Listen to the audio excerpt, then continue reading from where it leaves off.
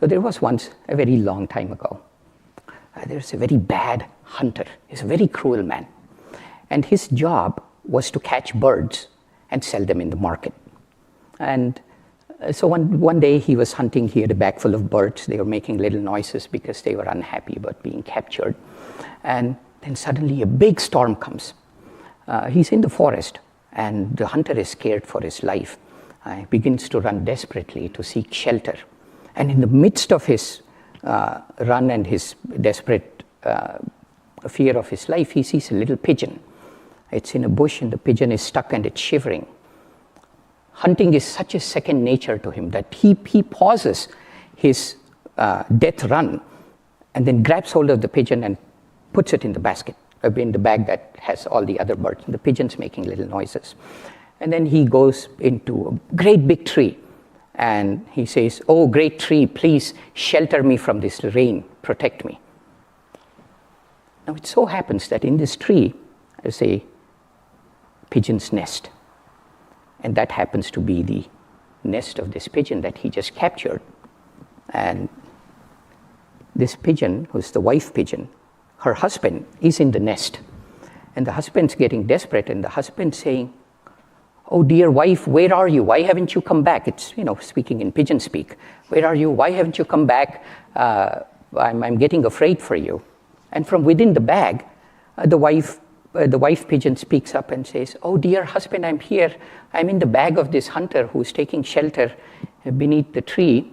And the wife pigeon, who's a very exalted soul, she says, "Please don't hate him for it. This is karma. This is what he's here to do." And then the wife asks the husband, as wives often ask husbands, she says, "Did you not hear what the hunter just said?" And the husband says, "What? What did he say?" I said, "Well, he's seeking shelter in the tree. Our nest is in the tree, so he's our guest. He's shivering, so we have to take care of the guest. Why don't you do something about this?" And the husband pigeon says, "Okay, yes, dear, I'm going to do something about it." So the husband pigeon flies off, goes beyond the rain to a place, and then there is a campfire there, brings a little burning twig, and then drops it in front of the hunter. And then goes all other places, brings little twigs, and soon there is a little pile of twigs. There is a nice little crackling bonfire, and the cruel bad hunter with a bag of birds, including the wife pigeon, is now a little warm. And then he says out loud, "Oh, I'm so hungry. I wish I had something to eat." And then the husband pigeon doesn't know what to do, and him and his wife, he's in the bag, they have a little pigeon conversation. And then very reluctantly and with great sorrow, they come to the conclusion, "There's only one thing that you can do, my dear husband." Husband says, "Yes, I know." And the husband flies way high up into above the tree, and then plunges down into the fire. And just before plunging into the fire, it tells the hunter in human voice, "I offer my body as food for you. I hope you're content." And it plunges into the fire because it had serving the guest was such a paramount dharma for these pigeons.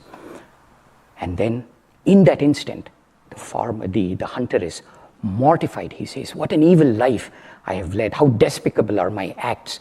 And his heart, all the cruelty melts from his heart and comes out as tears of remorse. And he releases the bag and lets go of all the birds. And the wife pigeon comes out, and now he says, "My dear husband, how can I live without you?" And she too is about to plunge into the fire. But from the fire comes out the bird, a pigeon, not in human form, but as pure, redeeming light.